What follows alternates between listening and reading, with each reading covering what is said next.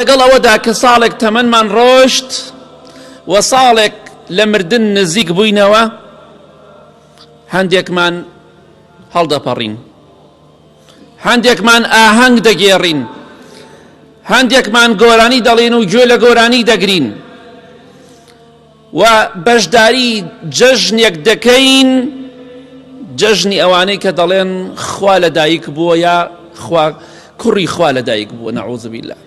عیسا پێغەمبەر صلی الله عليه وسلم کاتێک کە هاتە قسە لە قورئانی پیرۆزا باس کراوە، یەکەم شتێ فەرمی قال ئینی عەبد الله، فەرمی من عەبدی خوام، نەیفەرموو من خوام، نەیفەرموو من شەریکی خوام.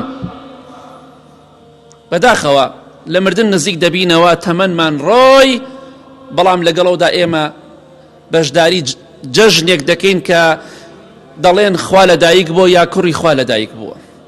شەرمەزاری بۆ ئێمە. ئەوان لە جەژنی قوربانە هاتن وەکو ئێمە حیوان سەربڕن، ئەوان بەشداری جەژنەکانی ئێمەیان کرد، نەخێر، بەس تەنها ئێمەین ئەوەندە نەفامین. بۆیە ئاگاداری خۆمان بین. والله پێغەمبەری خوا دەفەرمێ صلی الله عليه وسلم، ئەوەی من دەیزانم دەربارەی قەبر و قیامەت ئەگەر ئێوە بیزانن کەم پێ دەکەنن، زۆر دەگرین. چ جای تۆ بڕۆی حەفلە بکەیت و هەڵپەڕی گەنجی خۆشەویست، ئەگەر لەو شوێنە مردی، لەو ئاهەنگەدا مردی، تۆ ئاخر خێر نیت.